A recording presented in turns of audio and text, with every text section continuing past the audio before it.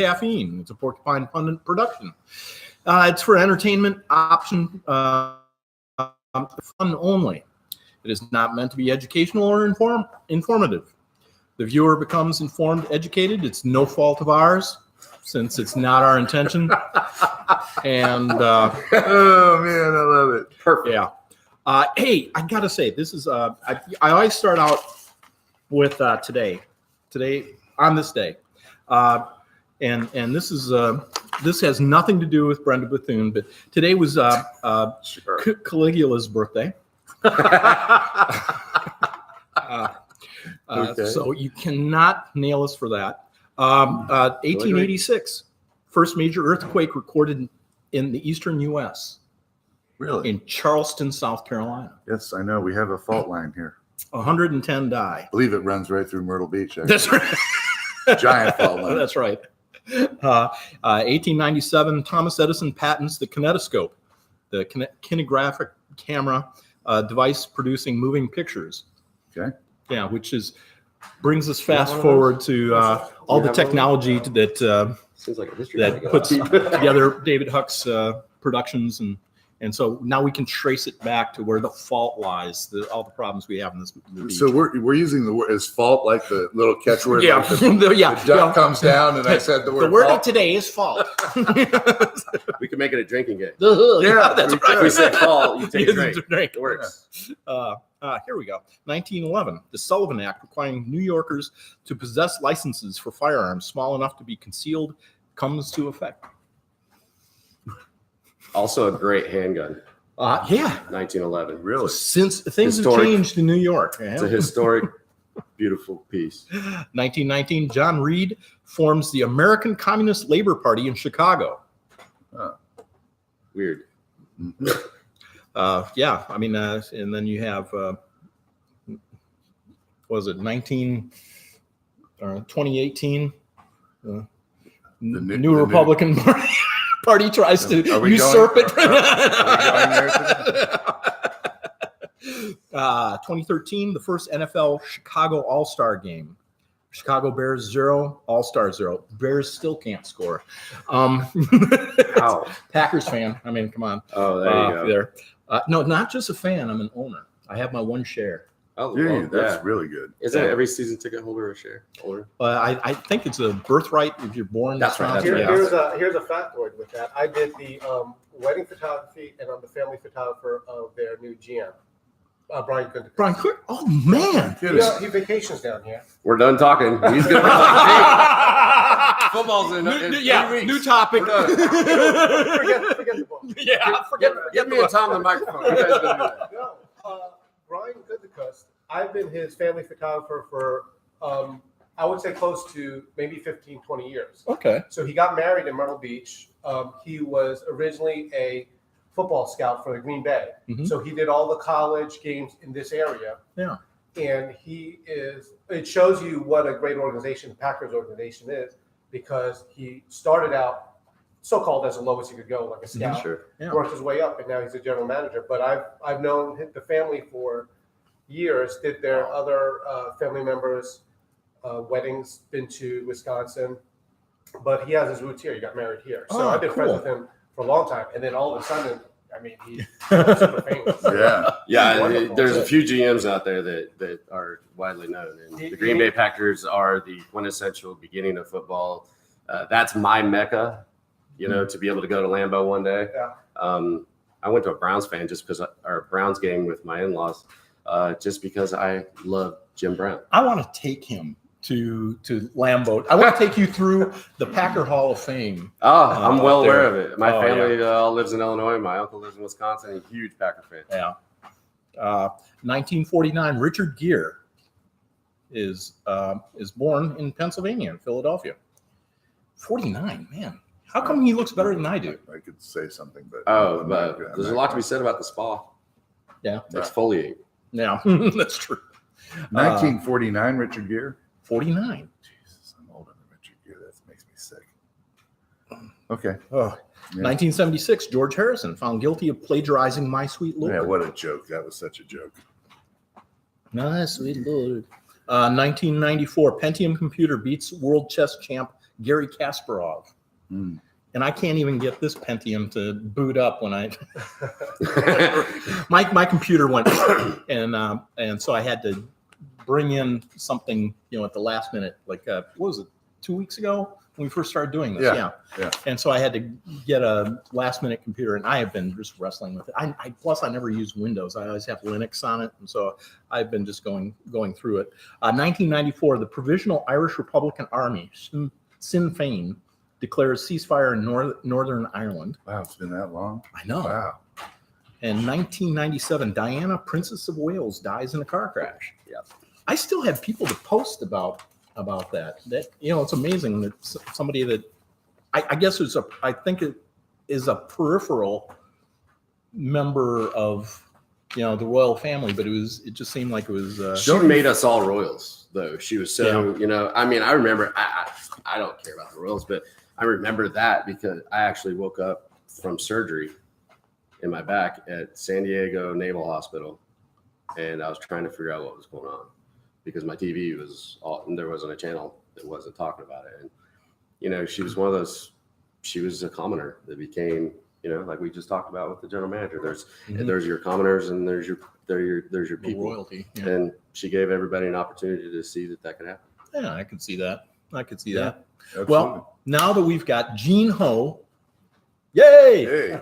Back from his whirlwind tour, promoting his book Against All Odds. Trumpography. Yeah. Tell me, Gene, first tell me a little bit background of you in Myrtle Beach, and then how you came to becoming the photographer.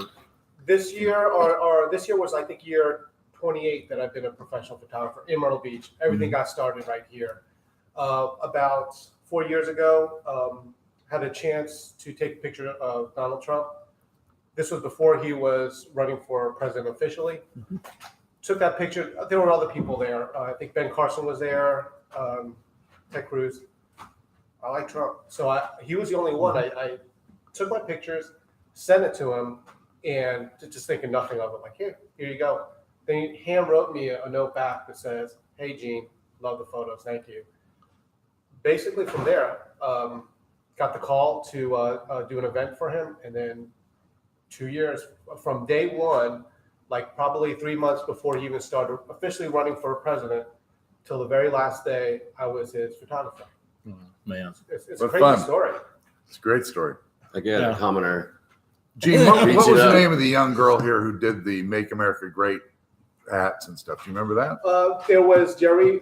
Jerry McDaniel was- and then Teresa Unruh. That's who it is. Yeah. Both wonderful people. Yeah. That was basically the grassroots of all of this. I Yeah. mean, Trump really started in this area, and it built from here. Right. So all 2 years of it, and then after it was completely said and done, took me about 1.5, 2 years to write this book, and then got it out, and then just didn't see the backlash that would come from it. well, let's talk about the backlash a little bit. What have you been experiencing? I with mean, it? put it this way: we started this out, and then like anyone who writes a book, they say, "Good music." Oh, thank you. Forgot that Trump. production meeting. Huh? Yeah, that's right. The dog has got a collar on it. She hasn't been able to remind me to get these things on. So you plan up a big promotional campaign and then just brick walls, because I think people thought that this book was going to be a how can I say it, like a coffee table book with just pictures, Mhm. but it ended up being about Trump, and the title just has people flipping out. How biblical principles paved the way to the American presidency. So in there, I just talk about the different things I saw about Trump and how it related to different things that I read about in the Bible. Very simple, but stores have canceled signings. Forget the online shadow banning and all that stuff that went crazy. Problems with bookstores, a whole bunch of stuff. But it's interesting that without a single dollar basically spent on advertisement, the book went to #1 Amazon.com in its political category, and #2 overall for mover and shaker, all through basically word of mouth. Yeah. And it's from, and I'll, if you don't mind, I'll explain how it happens. No, please. people read about it, and it's just like any other type of censorship. When people speak up for what they believe, the initial thing that happens is people want to shame that person. Like if you believe one thing, they want to shame you. And then if a person's, I won't say weak, but if they're not ready to make a stand, they back down. And I know this because early on, like if I would, before the book, if I posted something about Trump when I was on the campaign trail with him, people would share it. And then I would look on Facebook and maybe for easy math, there was like 25 shares. But early on with Trump, after I posted it, 25 shares, I go back and it's like, wait a minute, I had 25 shares. How come there's only 18 shares now? Right. Because people get scared. People share it and say, look, and then people shame that person into like, hey, what are you doing with this? This guy's a racist, this guy's whatever. They get scared and nervous and then they take the shares down. What's happening in America now is that people are tired of that. And people are standing up for what they believe. So now when I post this and people are sharing it, one person will say, how could this guy's a racist? How could you dare say this? They're standing up for it. So it's the people that are fighting back now. That's what's happening, and people aren't going to take it anymore. And that is exactly what it is. People are not scared. They're sharing it, talking about it, and people are saying, what are you doing believing in this? And they're standing up. It's about standing up for what you believe. And that's what we've missed in the Obama years is I feel that it was Obama was in the White House and it was, okay, we got to watch what we say. Absolutely. And this political PC correctness took over and now people are tired, like you said, and especially with a lot of baseless arguments, people are standing up, and it's really excited me again because I've always been a proverbial fighter, and it was depressing for 8 years. I want to hear more about the book, Gene, but just a comment real quick about what you're talking about. I was in a fraternity a long time ago, and I have still got like 30 or 40 of the guys that I was with that are really good friends. And one, probably the best friend I've been friends with for 50 years. And over the last few years, he's gotten progressively more liberal and more, crazy. I don't care about that. I have friends on both sides of every aisle. I don't care. I'm not with friendships, but it's been increasing in intensity. But I put up with it. Yesterday, he posted on Facebook, which I've been trying to stay away from, that this DeSantis down in Florida, when he said, we got to stop the monkey business or whatever he said, he posted that this is a racist comment and any denial that it's race. He went on and on and on. And I went, you know what?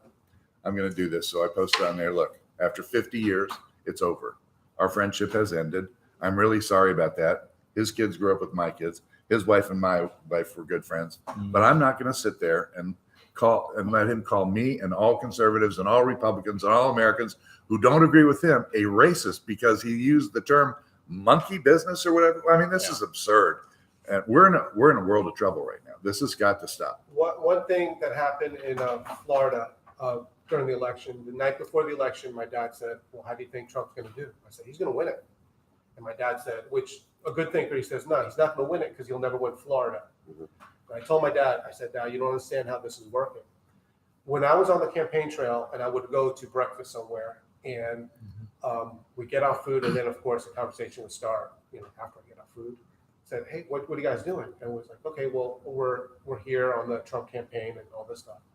I had so many people come up to me over the time to say, listen, just so you know, I am secretly voting for Trump, but I don't want to say anything because my family and all this stuff. But they said, hey, I came here legally, went through all the right things, and all of a sudden they want it to open for everybody. Yeah. But they would say, hey, just so you know, I'm secretly with you, but like to my family, I'm just keeping it quiet. The difference is now people are tired of being quiet and they're saying, you know what? Yeah. This is what I believe. This is what I'm going to do. And if you don't like it, that's great and wonderful. You can believe anything you want to believe, but I'm standing up for this. And it's a product of myself too. For the longest time, I feel like I was the biggest coward in the world because I wouldn't stand up for what I believe. And I'll be afraid, how's it going to affect my business? How are people going to view me? It's like, forget it, man. It's enough is enough to the point where it's like, believe what you want to believe. You can believe what you want to believe, but I'm not going to back down or be scared about my Christianity or my conservatism or whatever it is that I want to believe. Right. So I know what I'd love to hear. the title of the book. I love the title of the book. Give me the essence of where that comes from. When I first started, it wasn't like I planned this out. It was, it's interesting because you talk about Sun Tzu, which I'm a follower, reader of his and understanding about how Sun Tzu works. Originally, it was just going to be a picture book like anyone else thought, including myself. But then I was like, okay, well, I got to put some words in it. And I thought, okay, well, maybe what if I did this where it's like Trump's Sun Tzu, how he became president through Sun Tzu, whatever. Read about that when I was trying to make connections. I was like, wait a minute. Around the same time, I started doing my own research into the Bible. I was like, this guy is doing the playbook from the Bible. I'll give you one from the first chapter. A man named Absalom, which is, I believe it was David's son, Absalom. But he would win everyone over by doing this. Absalom was running to become king or gaining support to become king. People would come up to Absalom and actually bow down on his knees, saying, oh, you're going to be king. Absalom would go, whoa, you're just like me. Get up. Don't bow down to me. I'm just like you. I'm just like everyone else.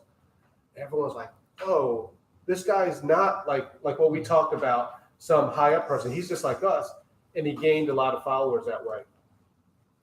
I saw Trump where he would walk into a room, and in the room, it was a room size of this. Richard Petty, the king, was there. And you cannot miss him because he has his hat. He wears his sunglasses indoors. Every day. Right? Yeah. He's there. Every day. Everyone in this room is freaking out because Richard Petty's there. I'm freaking out. Trump walks into the room and he doesn't beeline to Richard Petty. If I was in the room, sorry, you guys, later guys, going to Richard Petty. Yeah. He didn't do that. Trump saw Richard Petty, then saw all the first responders, the men in uniform, the police and firefighters, and he walked past, just basically ignored the obvious celebrity in the room and shook hands with all the first responders, and everyone was like, whoa, he treats us more higher than Richard Petty. Mm-hmm. And so that it's just stories like that with different Bible characters that just adds into the storyline. Interesting, fascinating. Isn't Yeah, it it really is. I can't wait to read it. Yeah. I really can't. It's one of those things too, where you talk about the first responders, me being a former first responder. I have a veteran page that I try to advocate for veterans. And when Trump was running and the Make America Great came out, I said, I'm going to wake up every day and I'm going to find every Trump post I can. And I'm going to post, make the VA great again. Yeah. I actually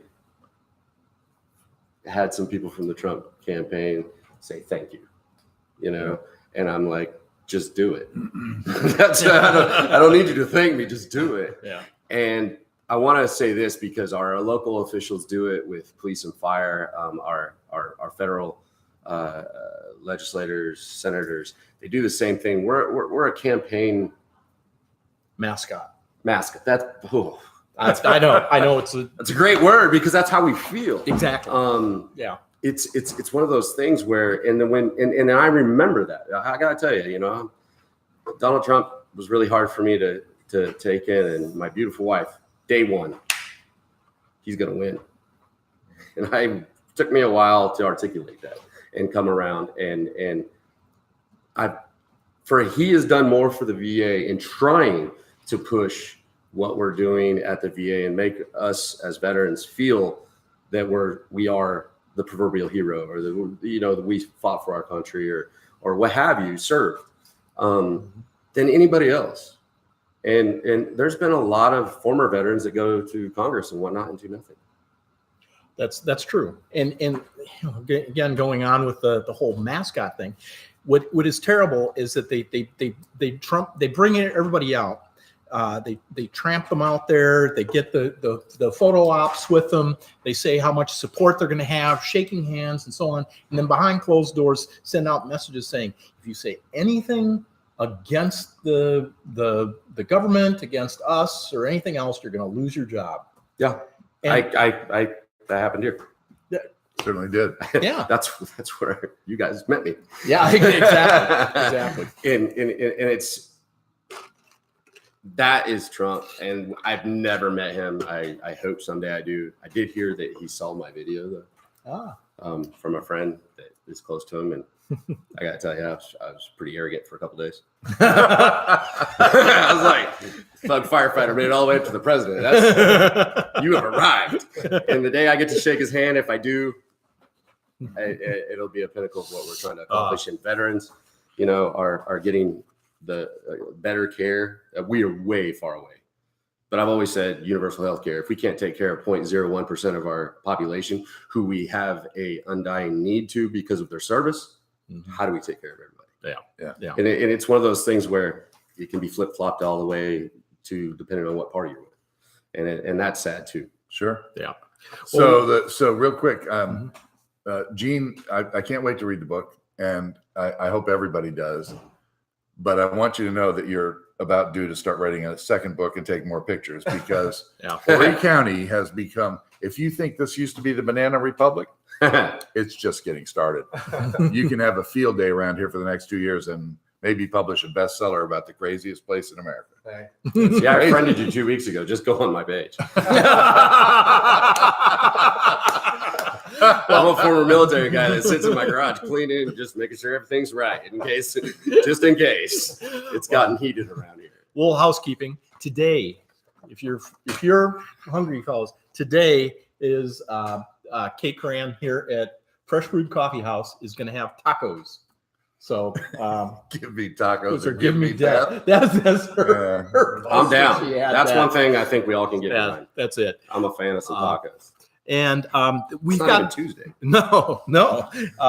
We have some local artists here, and I'm going to be talking and posting about this too. But on September 15th, they've got the World Sober Music Day, and they're going to be right here on the stage. The World Sober Music Day. I'm going to get all the details. I'm hoping to get a couple of the artists I've been in contact with to come talk about this. It sounds interesting, but I've heard some of the clips of the music, and you know, it's amazing the amount of talent that we have here in Myrtle Beach. I know. I mean, it's astounding. And then, of course, at some point in time, we've got to be airing this film. This is going to be a Paramount film, CBD Oil Madness. It explains. It really does. It comes and explains the absolute sanity of the new overlay restrictions. Which camera are we at? There it is. Yeah. I've got the Demon's Liquid right here on it. But this is actually just a playoff of the 1936 Reefer Madness poster. Very well done. We had. Thank you. Now you know I don't actually do any work when I'm at the resort. I'm doing stuff like this. Ignore that, Mr. Smith. Anyway,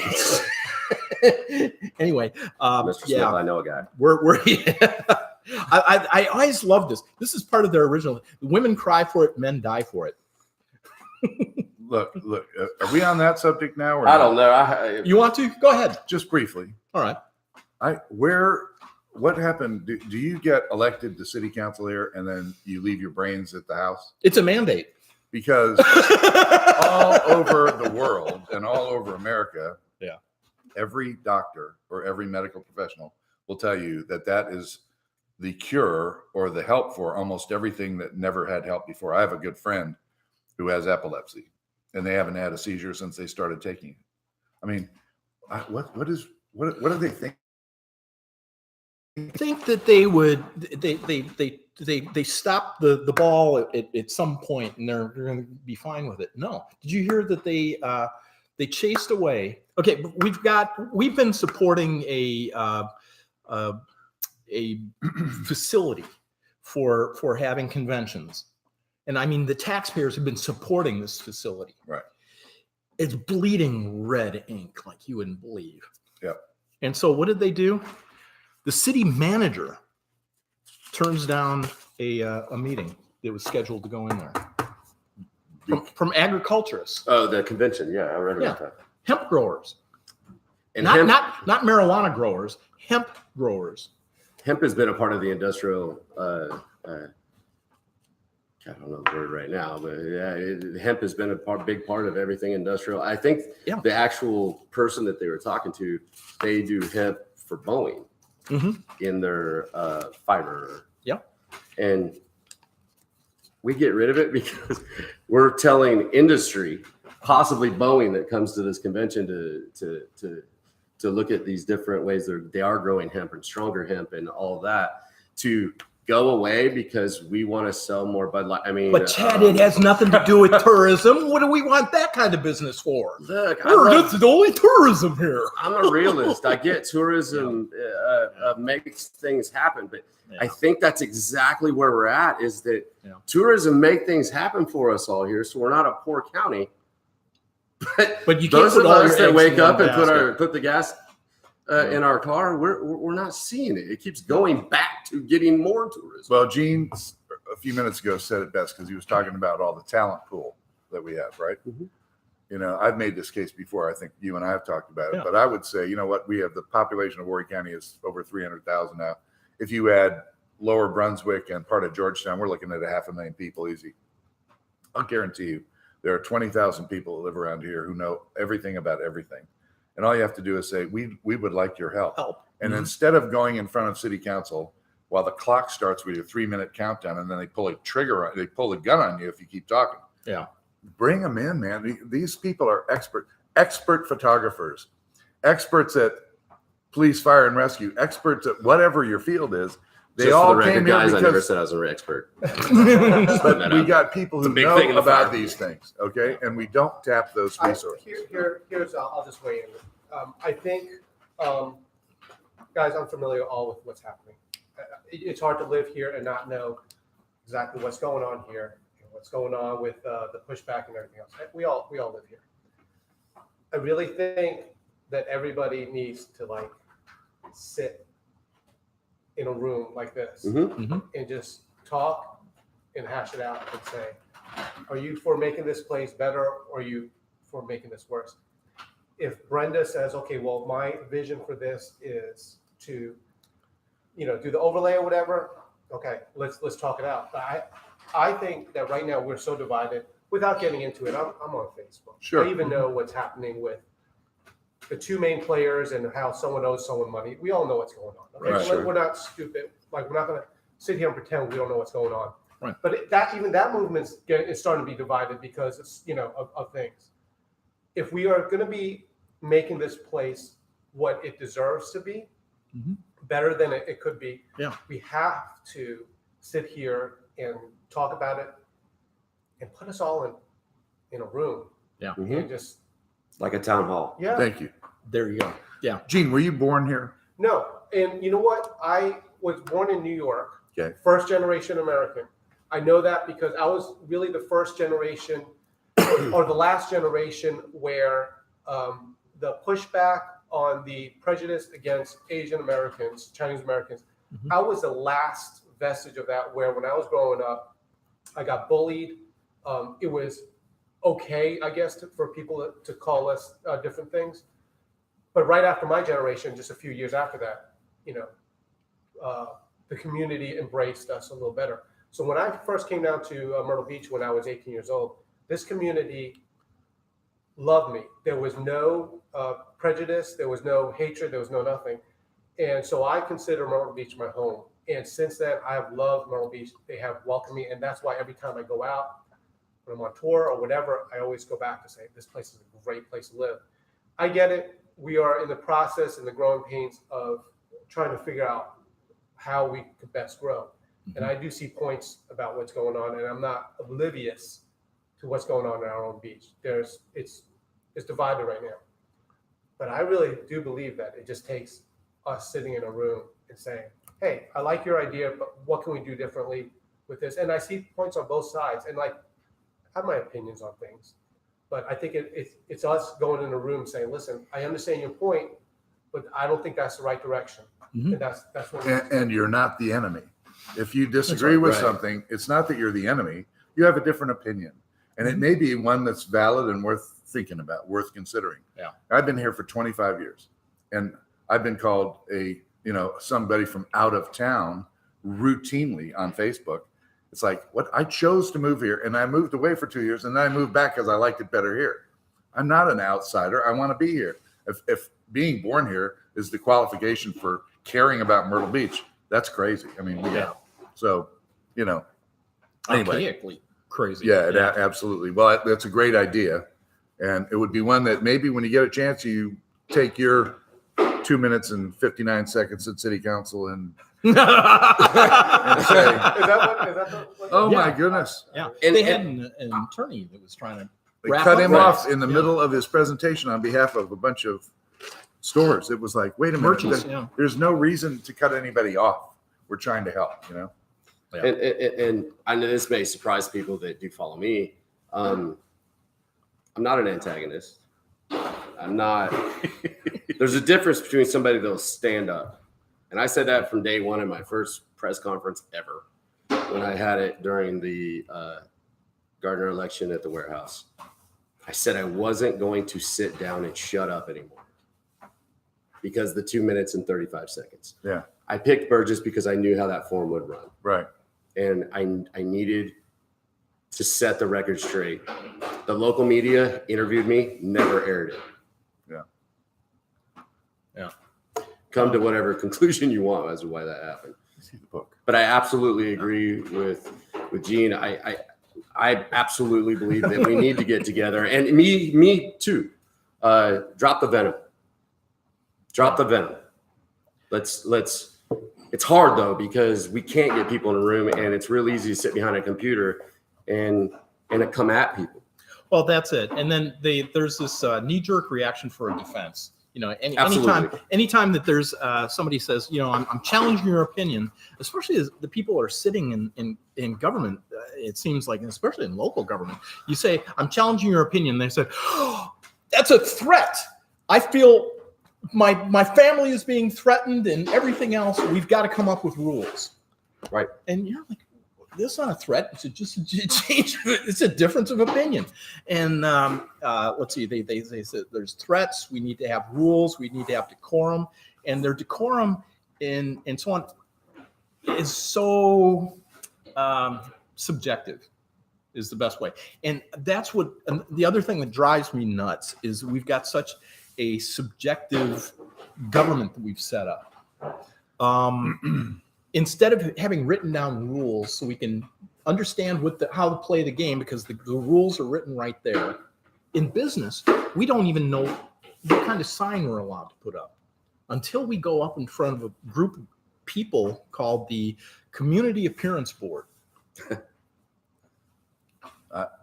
I mean, we don't have, you know, there's nothing that says, okay, your sign, if you're is this far away from the street, has to have, can only be, you know, many square feet, can only have this type of lighting, and can only contain this many colors. The movement can only be, you know, like this. Have it right down in writing. No, we have a group of people who are these people with the Community Appearance Board? Well, you know, there's no appearances that's a 5-hour show. That yeah, well, we have that's soon. true. But again, there's subject. We could get It's rid like an of that. HOA, ARB, they're mystical creatures. You don't really know who they Exactly. are. Yeah. It's a mailbox. So we can get. But Will, the problem is there are rules. They just don't use the rules. Well, they make that's them true. up as they go. They go along. I mean, I could tell stories all day long because I've been involved with all this stuff for many years. But like the airport, I won't go there. But the airport was going to be built on this side of the runway. I mean, on the other side of the runway. Yeah. The design was approved. Everything was approved. The county had already spent, I don't know, $2 million. Lindsey Graham had gotten us a couple $100 million from the FAA, which hadn't given money for an airport in 25 years. Yeah. And so off we go. And they said, no, we don't want it on that side of the runway. You know why? Because if it's on this side of the runway, the county and the feds will pay for Harrelson Boulevard. If it's on that side, they would have to pay for Harrelson Boulevard. That's the whole story in a nutshell. Okay. That's the kind of, as in Myrtle Beach. Yeah. Yeah.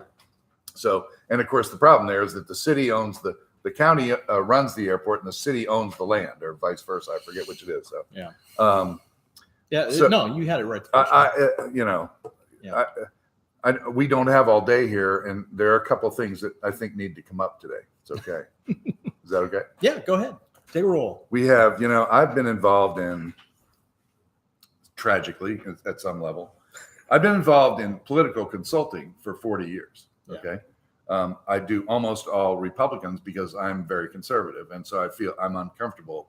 The first time I did a couple of Democrats, I just was uncomfortable because I'm trying to sell. It's like selling poisonous soup. I mean, I don't want to sell poisonous soup, So this goes back to Washington and Virginia for many years, and then I moved here. Yeah. And so I hid from tell anybody that I do political consulting. I don't want to get into that here. Long story short is somebody found out, I started doing it, and there was a time period, 15, 20 years ago, where if you didn't like city council, county council, or the state reps, blame me, because like 17 of them were my clients. Yeah. I won't go into why that changed, but the bottom line is, on and off through the years, and Senator Cleary is always saying, Tom, you have to make a decision whether you're an activist or a consultant. You can't be both. And he's probably right. To be a consultant, you have to be sort of neutral on the political stuff and just get somebody elected. Most consultants say that's a can of soup. I got to get this can of soup elected, period, the end, and whatever it takes to do it. Right. I don't look at it that way. Anyway, the reason I bring all this up is because the Republican Party in Horry County over the years has had lots of issues, lots of trouble, lots of conflicts. When it started out 30 years ago, they used to laugh about this, but they would meet in a phone booth. There was like two Republicans. Yeah. Over the years, as things began to change, a whole lot of Democrats became Republicans to get elected. Luke Rankin, for example, after 12 years of being in the Senate as a Democrat, sent a letter out to all his constituents saying, I'm switching to Republican. I'm not changing my beliefs. I'm not really becoming a Republican, but I know I can't win with a D behind my name. Yeah. So we have what we like to call rhinos, which is Republican in name only. And we have lots of them and almost no true conservatives. I mean, can you name a conservative in our legislature or the Senate or county council? I think one, maybe. Tyler Servant is a conservative. Yeah. And maybe there's a couple other ones. I'd say Johnny Bott's close. I would say, okay, that's fair. And there are some of them that are at least moderate enough that they look at everything and make good decisions. Mr. Worley. Yes, absolutely. So, but what's happened here in the last month or so is a complete meltdown of rational behavior by the current leadership of the Horry County Republican Party. The first thing they did was drive the woman that runs the Myrtle Beach Republican Women out of office. Because she had allowed a libertarian to speak at one of their events. So, and to take away her license to operate a federated group. So her board of directors met and unanimously voted they don't want to be involved with the federated group. They want to keep Johnny on board. So Johnny Bellamy's still the chairman and they're just no longer federated. So that sort of backfired. The next thing we know, 2 weeks later, they send a letter out to 3 gals here who are active conservative Republicans who helped people get elected. They helped Johnny Gardner get elected. They helped William Bailey get elected. They're hardworking, really dynamo women that, we need people like that. But they don't support the rhinos. And so since the party is rhinos, their party is ejecting them. They got letters from the state party getting rid of them. And then Johnny got one too, getting rid of her. I'm expecting more. Hope Walker. Yeah. So we can talk about this. I just want to end with this. So I have not been active in the party for quite a while. I just didn't want to, but I've had enough. Just like Gene was talking, enough is enough. I've had enough. So what's today? Friday? On Monday, I wrote email to a bunch of people and said, let's meet on Wednesday. I was hoping we could get like 6 or 7 people there. What do we have? 27 people or something showed up. Yeah. And it was, everybody's on the same page. We have got to get this fixed. So when I left, I got on the phone and called Drew McKissick, who's the chairman of the state party, and said, left him a message that said, we're having a meltdown.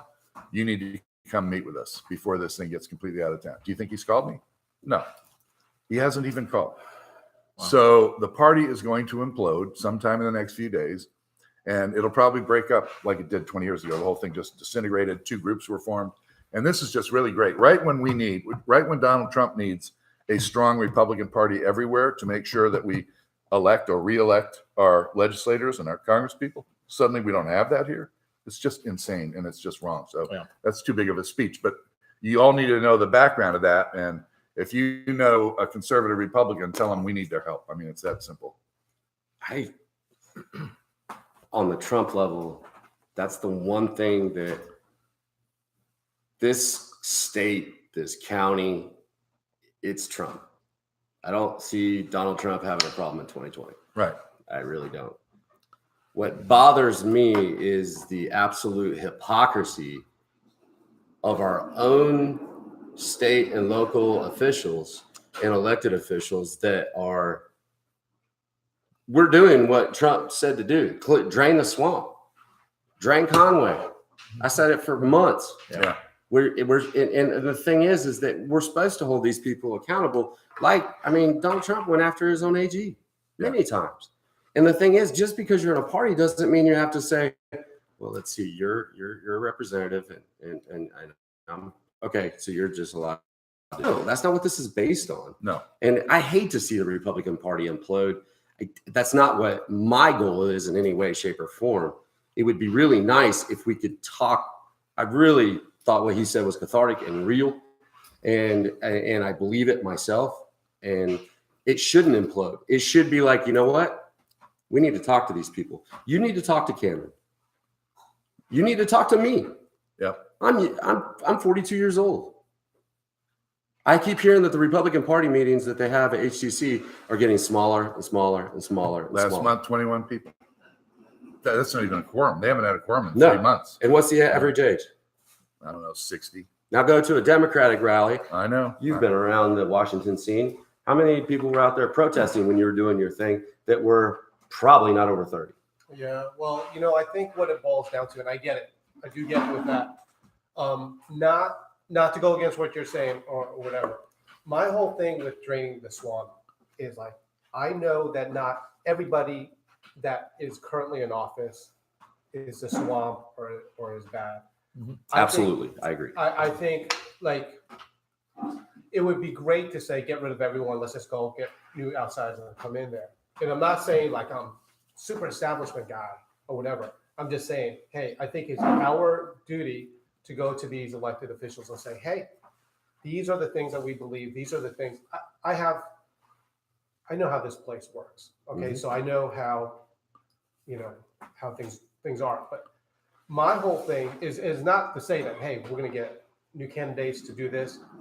It's like sitting down and talking with these people, which I know a lot of them, sitting down and talking. And these are how your constituents feel about these Right. things. Right.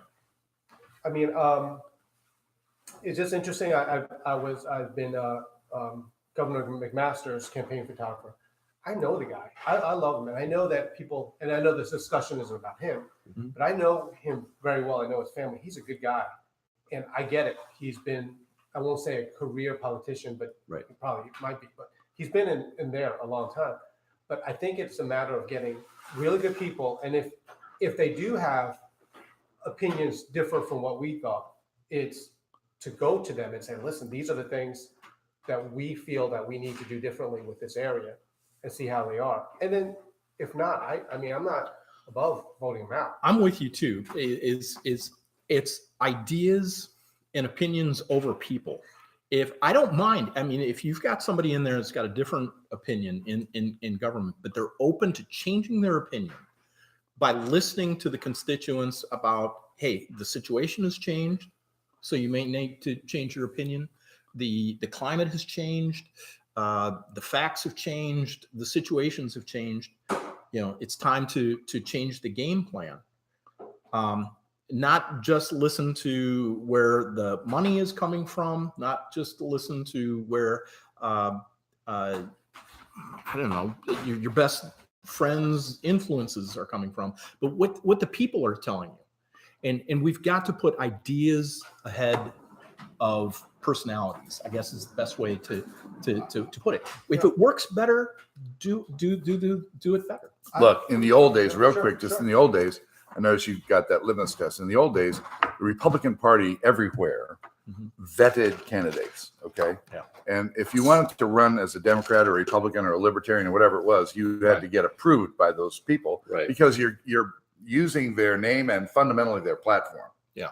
And it needs to be that way, so that, because the idea of parties is that somebody can say, well, I think I'm going to vote generally Republican because they believe these things. Democrats believe these, not exactly, but generally speaking. We don't vet anybody anymore. So what happens is anybody that believes anything, if they think you can win by being a Republican, they put an R behind their name and then they get elected. And then the leaders of the Republican Party on a state, local, and national level defend incumbency, not philosophy. Right. And that's killing this country.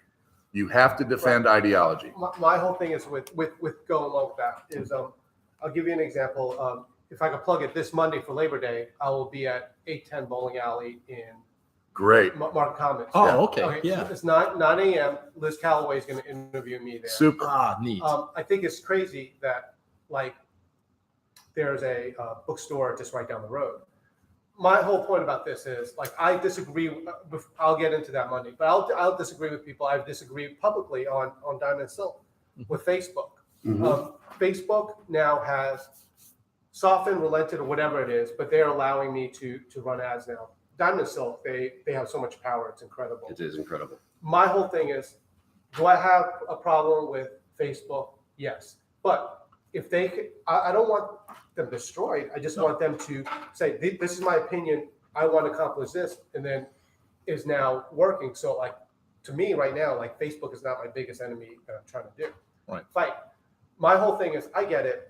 I understand the concept of rhinos. I understand all of that. My thing is, yes, if I believe this and then I believe you're wrong, I will fight you with this. But like, if you could come to see part of my understanding of it, my viewpoint of it, then we can work together. Sure. That's what it is. I'm not saying like, I don't want to take, for me, I don't want to take everything that we accomplish and just say, throw it all away. I'm just saying we got to let these people know.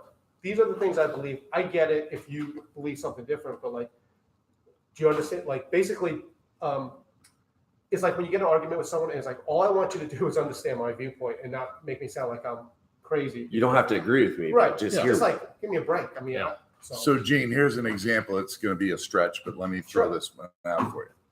Imagine you're a solid Christian. yes. Okay? Probably your whole life, or I don't know if you discovered God. Yeah.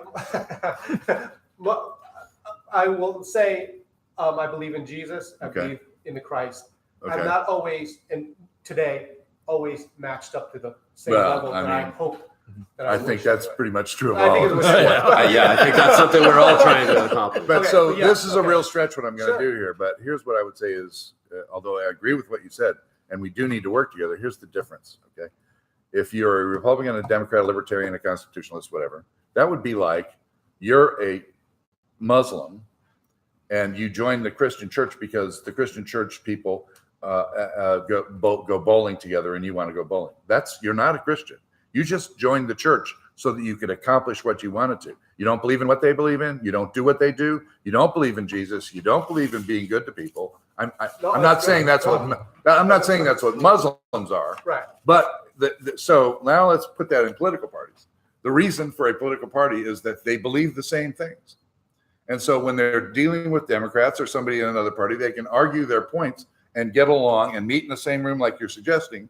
But I should know that if Chad is running for office and he says he's a Republican, I should know generally what that means. And I don't anymore. He's just True. using the label. Wait, I'm not using it. No, not you. We can go look at my guns. We're beating a dead horse here. I'm joking. I'm Yeah. trying to keep it light because That's all right. we're not mean. Yeah. No. It's time for CDB oil. That's what it's time. That's right. Or Well, whatever. actually, we're going to do a little bit of a wrap up. Okay.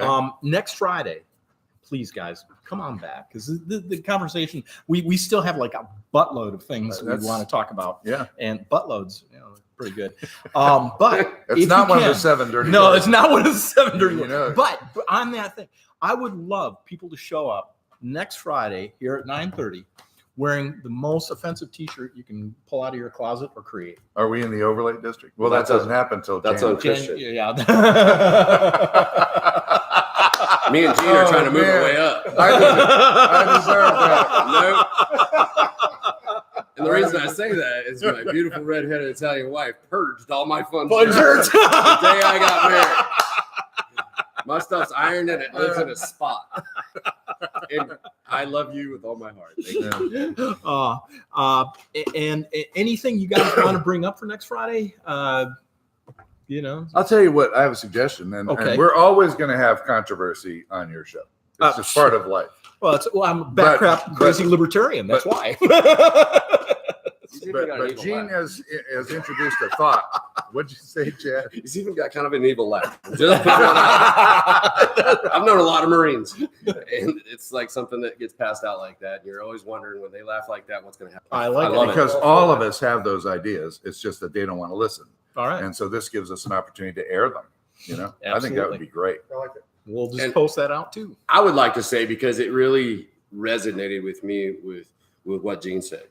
Yeah. And I am guilty as anyone else. I try to articulate my argument.